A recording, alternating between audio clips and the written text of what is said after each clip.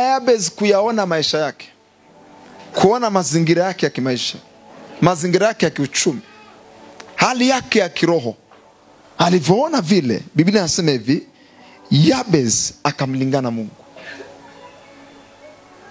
Amezaliwa kwa huzuni, na unajua huzuni sio kitu kizuri. Lakini kuna jambo moja alilifanya Yabez. Yabez alipoyaona yale mazingira, alivyoona mazingira yake ya kiuchumi, alivyoona level yake ya kimaisha, alivyoona mzunguko wa maisha yake nani ulivyokaa, alivyoona hali ya kimaisha ya ndugu zake, alivyoyaona matatizo yao na changamoto zao, na yeye anazo, na yeye hali yake sio nzuri, tena za ndugu zake ndo wao na matatizo makubwa kuliko yeye. Akaangalia, akafanya utafiti wa jina lake, akapata maana ya jina lake limetokana na huzuni. Mama alimpa kwa sababu alikuwa na huzuni. Yabez akasema, siwezi kukaa kwenye haya mazingira hivi na nikatulia. I can't settle for less. Yani siwezi kukubaliana na haya mazingira. Hali yangu ya kiroho sasa hivi haiko vizuri, mazingira yangu sasa hivi hayako vizuri.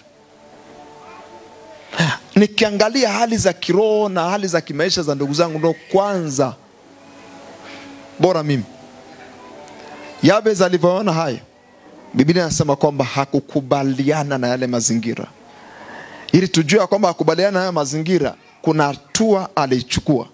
Unajua sometimes changamoto na mazingira fulani lazima akupe kuchukua hatua fulani. Kama ni mtu ambaye una antena zinakamata rohoni, kuna baadhi ya mambo lazima akupe kuchukua hatua. Yabez vile sema akamlingana Mungu. Nini maana kumlingana Mungu? Kumlingana Mungu maana yake ni kuomba mpaka umeona matokeo. Kumlingana Mungu maana yake ni kuomba mpaka umeona matokeo. Yani maombi ya kumlingana Mungu ni maombi ambayo mtu aache, mtu aondoke kwenye hilo jambo mpaka ameona matokeo. Kwa maana yake Yabez alianza maombi maalum. Ameta kuonyesha prayer point zake hapa, na aliomba mpaka ameona matokeo.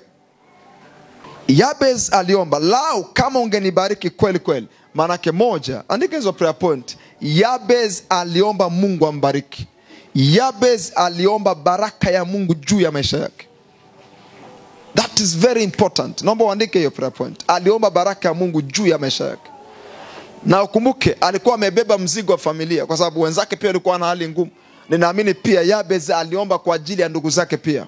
Wakati anamlingana Mungu, alikuwa anaona hali za ndugu zake na akasema, no way, Mungu nibariki.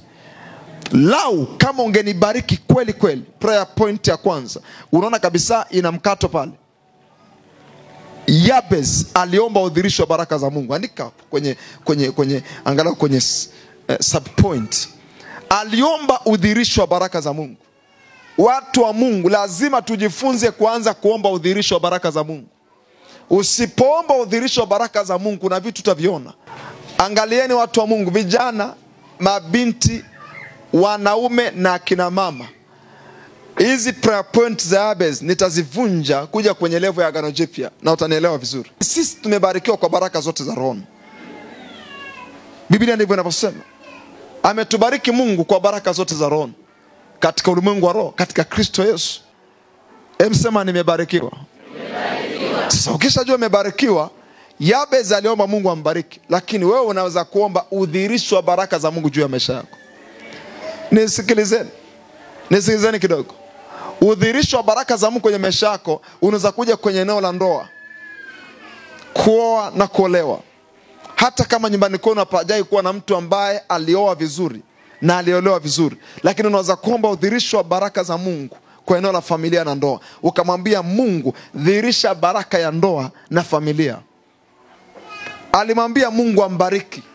Aliomba baraka ya Mungu. Leo sisi hatuombi baraka ya Mungu. Leo sisi tunaomba baraka ya Mungu idhirishwe, baraka ya Mungu ifunuliwe. Biblia inasema hivi, hata viumbe vya asili vinasubiri kwa hamu kufunuliwa kwa wana wa Mungu. Vinasubiri kwa hamu kufunuliwa kwa wabarikiwa. Wewe ni mbarikiwa, lakini nasubiriwa ufunuliwe. Ulimwengu wa roho kuone kwa hiyo status, ulimwengu wa mwili kuone kwa hayo matokeo.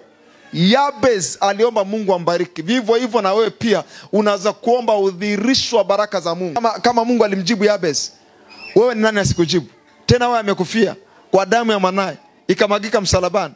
My good God, asikujibu? Alimjibu mtu ambaye hakuwa na agano jipya. Hasikujibu wewe ambaye damu ilimwagika msalabani tena kwa ajili yako. Gharama kubwa kama hiyo ya kumtoa mwanawe pekee, leo asije kujibu maombi.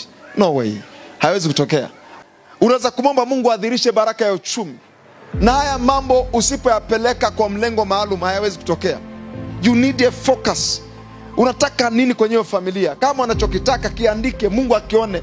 Biblia inasema haja zenu na zijulikane na Mungu. Lazima zifanyaje? Zijulikane na Mungu. Lazima ifike level Mungu anajua nini mnachokihitaji. Lazima ifike level Mungu anajua nini unahitaji kwenye hiyo familia. Lazima ifike level Mungu anajua. Karusa vila aska la brande gova saluske vila mahandes. Lazima ifike level Mungu anajua kile ambacho mnakihitaji. Mnahitaji nini?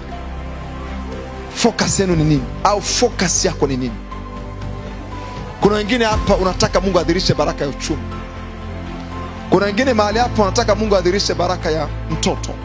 Vitu vyote vile kwa ulimwengu roho viko settled. Mungu ameshakupa. Nisikilize, usipoomba Mungu hatajua unataka nini.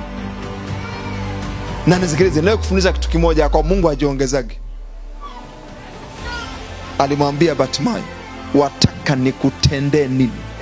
Usipomwambia Mungu nataka kutendee nini, utabaki hivyo hivyo. That is a surprise. Bila sababu matarajio ya mwenye haki hawezi kuondoshwa. Kama una matarajio, manake Mungu ana cha kufanya kwenye maisha yako. Andika hiyo point. Kama una matarajio, Mungu ana cha kufanya.